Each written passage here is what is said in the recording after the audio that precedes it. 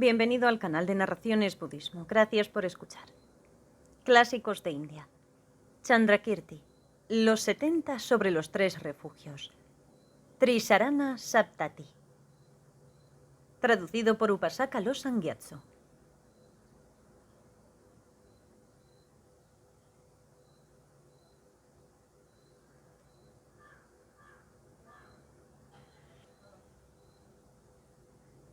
Los 70 sobre los 3 refugios. Catálogo Tohoku del Kangyur Tedege. Número 3971-4564. En sánscrito, Trisarana Saptati. En tibetano, Sumla Kyapsu Chowa Dunchupa. Homenaje al noble Manjushri, el lleno de juventud. El seguidor laico va a los 3 refugios. Es la raíz de los 8 preceptos. El Buda, su Dharma y la Sangha son un refugio para aquellos que buscan la liberación. A salvo más allá del sendero de los 3 tiempos, con la inteligencia expandiéndose sobre todo lo cognoscible, tras haber abierto los ojos cegados por la ignorancia, llega a convertirse en un Buda semejante a un loto. Lo que se aparece al mundo, lo cual ha sido soñado en el sueño de la ignorancia, esta existencia sin principio ni fin, se afirma que es falsa y semejante a un sueño. Aquellos que han despertado completamente interrumpiendo el sueño de la ignorancia y que han asegurado la liberación por medio del conocimiento correcto son llamados los Budas, como la persona que ha salido de un sueño, porque él ha mostrado la realidad correctamente y porque ha llevado a las personas ignorantes a la iluminación. Precisamente por eso un Buda es considerado un Buda completo y perfecto, pero alguien que alcanza la iluminación se mantiene que también es un Buda. Un Buda es conocido por la perfección de su sabiduría insuperable, por su comprensión de la realidad y por su tranquilidad. Precisamente por ello un Buda es considerado un Buda. El cuerpo de la forma de los Budas resplandece con sus marcas y sus características.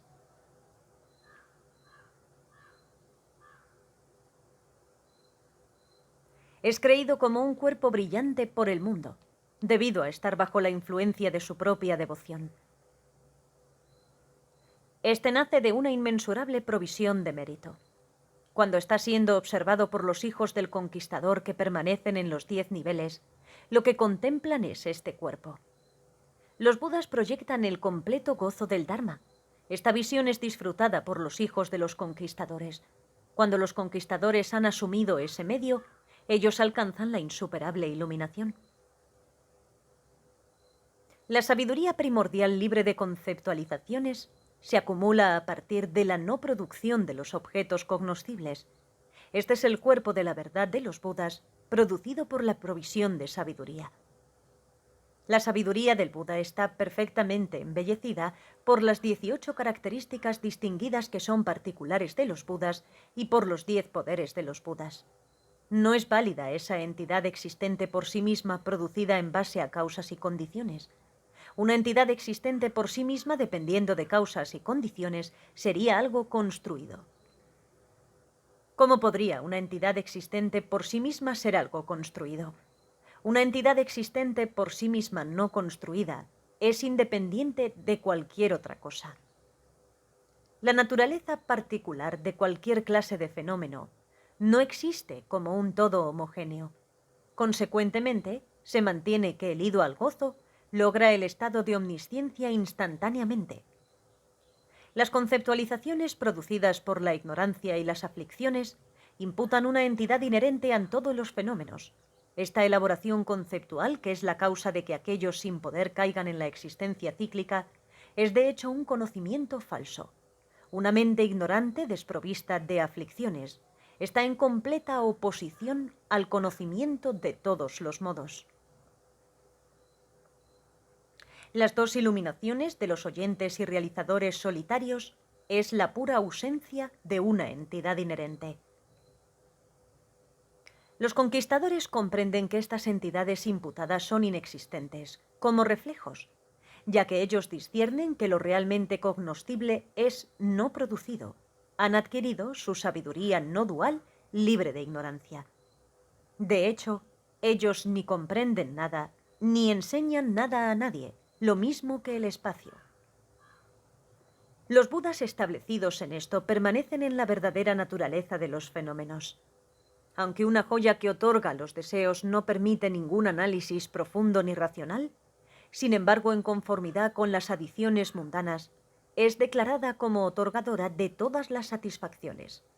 Análogamente, la joya de la mente perfectamente y completamente iluminada de los Budas, considerada con respecto a las aspiraciones a la liberación de uno, se entiende que funciona de forma bastante similar a la práctica mundana. Por lo tanto, los seres nobles surgen de condiciones que están más allá de lo concebible. La forma en la que opera esa joya que otorga los deseos está más allá de la verificación empírica de su maravillosa proyección. Se dice que el estado de un Buda es alcanzado cuando el intelecto reside en la insustancialidad de todos los fenómenos. En realidad, se mantiene que la iluminación se llega a hacer manifiesta en la mansión divina de Akanista. Allí un Buda ha llegado a ser un verdaderamente manifiesto en un cuerpo de la forma que no permite conceptualización. Además, un Buda también proyecta su perfecta iluminación en este mundo por medio de su cuerpo de emanación. El más destacado de entre los sabios posee 3 cuerpos: el cuerpo de la verdad, el cuerpo del gozo y el cuerpo de emanación.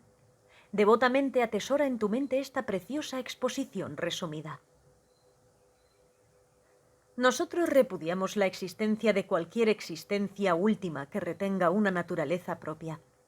De algo que nunca ha existido nada aparece, y también lo que ha existido desaparece. Es infundado rechazar a nivel convencional esta forma de existencia sujeta a la producción y demás, aunque a nivel último sea rechazada al ser engañoso, lo mismo que un sueño, una ilusión o una luna en el agua. Una forma de existencia particular siempre aparece forzosamente de su propia naturaleza, permaneciendo única a través de los 3 tiempos. El conocimiento del Dharma con respecto a todos los fenómenos es definido como la auténtica liberación de la vejez y la muerte. La eliminación, la ausencia de pasiones, la extinción, la cesación, la vacuidad, la tranquilidad y la aseidad de todas ellas, también se explica que señalan con precisión la verdadera realidad y la naturaleza de todos los fenómenos. El sendero que lleva a la extinción ha sido explicado completamente por los sabios. Aquellos adecuados para entrenarse en él comienzan a pensar en contemplar la realidad directamente. Realizando claramente las 4 verdades nobles, ellos llegan a estar dotados con una comprensión basada en la fe. Los 8 individuos nobles en pares se explica que constituyen la congregación invisible. Los 7 primeros son llamados aprendices, puesto que están siendo enseñados para eliminar las aflicciones. El 8º es llamado no aprendiz, puesto que ha erradicado totalmente todos los defectos. Estos 8 tipos de individuos nobles están divididos en 4 niveles, y 4 que están residiendo en el fruto. En este grupo, el maestro y los que se entrenan están liberados o discurren por el sendero a la liberación. Puesto que ni siquiera un ejército de maras es capaz de generar una cisma en el Buda, el Dharma y la Sangha, por lo tanto es llamado comunidad. Quien busca el refugio triple dotado con una devoción firme hacia los 3 cuerpos del más destacado de los sabios, hacia el nirvana, los 8 tipos de seres nobles y los ascetas, se debería de proteger siempre a los 3 refugios después de haber tomado el voto de un seguidor laico. Uno nunca debería de rendir tributo u honores reverenciando a los heréticos. Si, una vez abrazado el mejor de los soportes, uno volviera a recurrir al inferior, esta caída solo provocaría la sonrisa del mejor porque ha ocurrido a una posición errónea.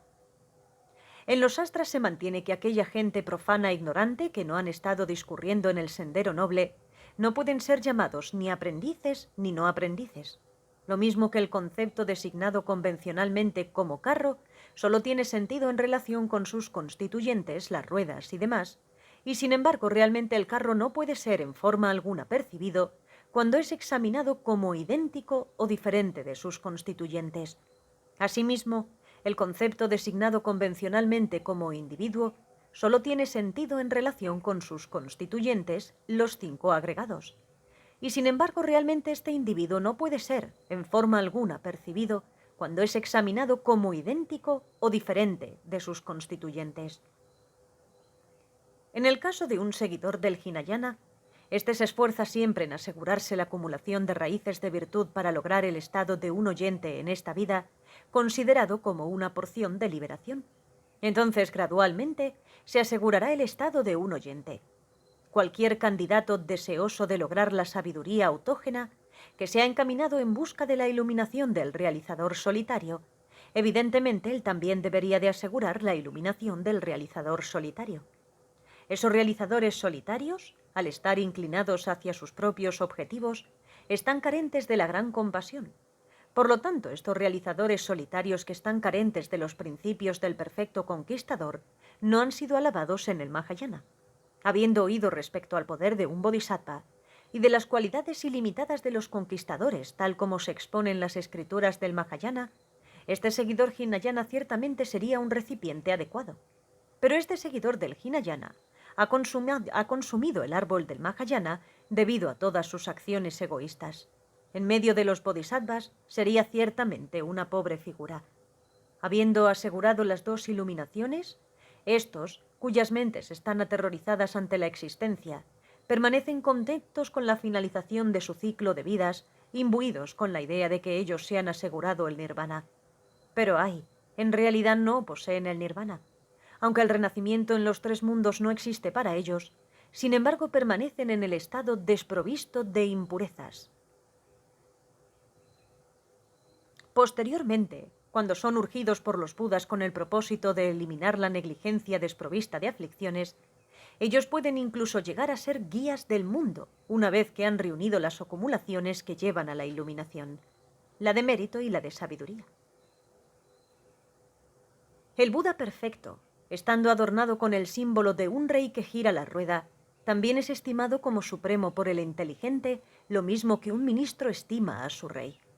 Del mismo modo, los oyentes y los realizadores solitarios también deberían de estimar al inteligente bodhisattva, quien ha nacido en la familia de los Budas perfectos, como si fuera tan elevado como el más destacado entre los sabios. Un asceta, quien ha tenido un éxito completo en general la mente de la iluminación, mientras lleva puestas sus sandalias en su peregrinar, se dice que es digno del respeto de un arhat mientras respete la mente de la iluminación. En la escritura de Shari, dice que los arhats deberían de rendir respeto a los bodhisattvas. Por este gesto, estos no están en desacuerdos con las 3 joyas.